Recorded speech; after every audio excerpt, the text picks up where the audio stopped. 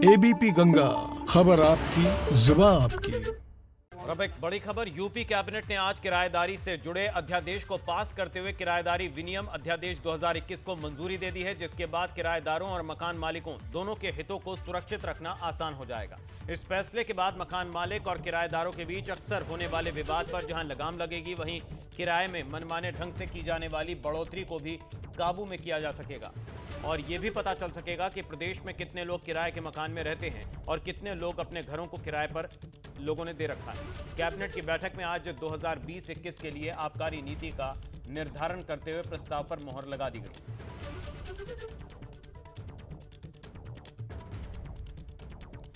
UP cabinet की बैठक में अहम फैसले, कैबिनेट ने 10 अहम प्रस्तावों पर अपनी मोहर लगाई। किराएदारी से जुड़े विवादों में अब कमी आने की उम्मीद है। 2020-21 आबकारी नीति को भी लेकर फैसला किया गया। और ज्यादा जानकारी के लिए, अपडेट के लिए रुक करेंगे सहयोगी अनुभव शुक्ला हमारे साथ लखनऊ से जुड़ चुके हैं। अनुभव, आज यूपी कैबिनेट की अहम बैठक में 10 अहम प्रस्तावों पर कैबिनेट ने मंजूरी दी है। कौन कौन से बड़े और अहम फैसले रहे जिसको कैबिनेट ने मंजूरी दी है? देखिए, बिल्कुल कैबिनेट बाई सर्कुलेशन के जरिए आज 10 प्रस्ताव पर मुहर लगी और सबसे महत्वपूर्ण है कि जिस तरीके से उत्तर प्रदेश में जो किराएदारी विनिमय अध्यादेश की बात हो रही थी, जिसका कुछ दिन पहले मुख्यमंत्री ने प्रेजेंटेशन भी देखा था, आज उस उत्तर प्रदेश नगरीय परिसरों की किराएदारी विनिमय अध्यादेश 2021 को मंजूरी दे दी है। और इस अध्यादेश के पास हो जाने से कहीं ना कहीं जो दिक्कतें आती हैं, खासतौर से किराएदारों को और मकान मालिकों को, उस समस्या का समाधान होगा। इसके अलावा जो 2020-21 की नई आबकारी नीति होगी, उसका भी निर्धारण कर दिया है सरकार ने। इसके अलावा औद्योगिक विकास से जुड़े तकरीबन 2 प्रस्ताव थे, उस पर भी कैबिनेट ने अपनी मोहर लगाई है।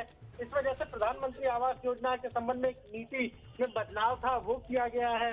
वहीं अगर हम बात करें जिस तरीके से पर्यटन पर लगातार सरकार का फोकस है, तो उससे जुड़े प्रस्ताव को मंजूरी मिली है।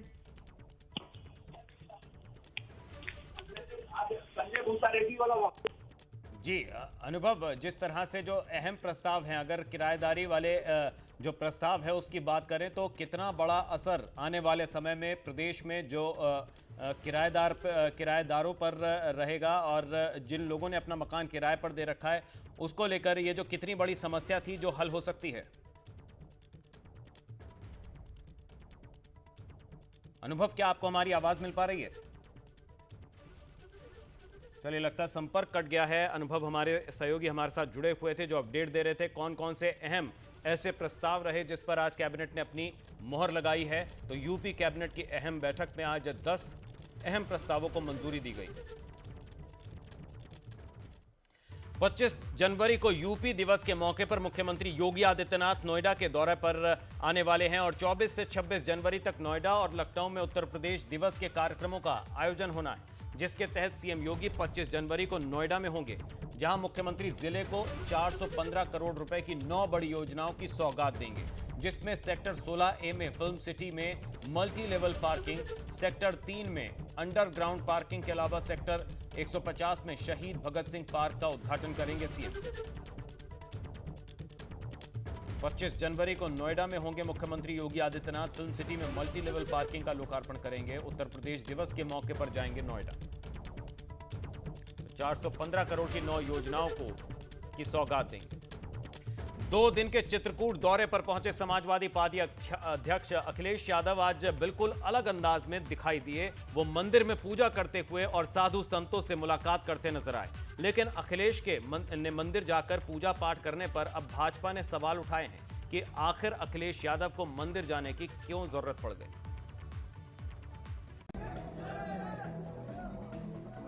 अपने कार्यकर्ताओं के साथ कदमताल करते सपा अध्यक्ष अखिलेश यादव की ये तस्वीरें चित्रकूट की हैं, जहां अखिलेश यादव समाजवादी सियासत की तासीर से बिल्कुल अलग नजर आए, जब उन्होंने न सिर्फ कादमगिरी पर्वत की परिक्रमा की और फिर मंदिर जाकर भगवान राम के दर्शन किए।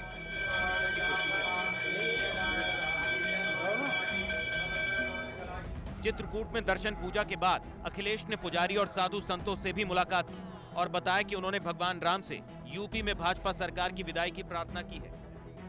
जिस पवित्र स्थल से, चित्रकूट से अगर ये आवाज जाएगी और खासकर जहां भगवान हम सबके कालानाथ जी के द्वार से जो बात उठेगी वो दूर तक भी जाएगी और बदलाव भी दिखाएगी। मंदिर में दर्शन के बाद अखिलेश यादव ने आसपास के दुकानदारों और लोगों से भी बात की। इस दौरान उन्होंने गुब्बारे की दुकान पर एक बच्चे और उसके पिता से बात की।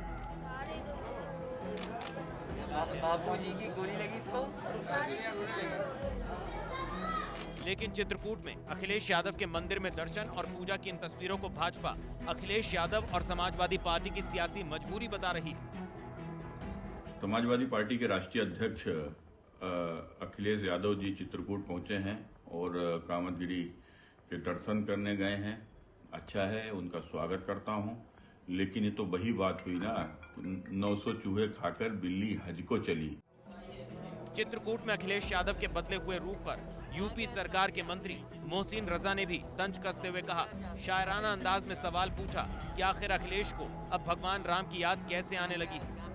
हैरत है तुमको देख के मंदिर में अखिलेश, हैरत है तुमको देख के मंदिर में अखिलेश, क्या बात हो गई, राम याद आ गए।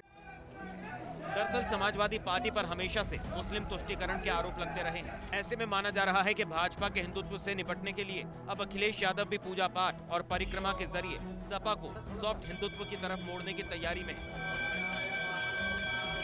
चित्रकूट से ब्यूरो रिपोर्ट, एबीपी गंगा। वहीं धर्म परिवर्तन के बाद निकाह के ऐसे मामले पर सुनवाई करते हुए इलाहाबाद हाई कोर्ट ने धर्म परिवर्तन कराकर युवती से शादी करने वाले मुस्लिम युवक को अपनी पत्नी को आर्थिक सहायता देने का आदेश दिया है, जिसके तहत मुस्लिम युवक को अपनी पत्नी के नाम पर 3 लाख रुपए का फिक्स डिपॉजिट कराना होगा और युवक को 1 महीने के भीतर हाई कोर्ट के आदेश का पालन भी करना होगा। धर्म परिवर्तन पर हाई कोर्ट का बड़ा आदेश, अपनी पत्नी को आर्थिक सहायता दे युवक, पत्नी के नाम पर 3 लाख की एफडी कराने के निर्देश। तो 1 महीने के अंदर कोर्ट के आदेश की तामील करने का हुक्म दिया गया है।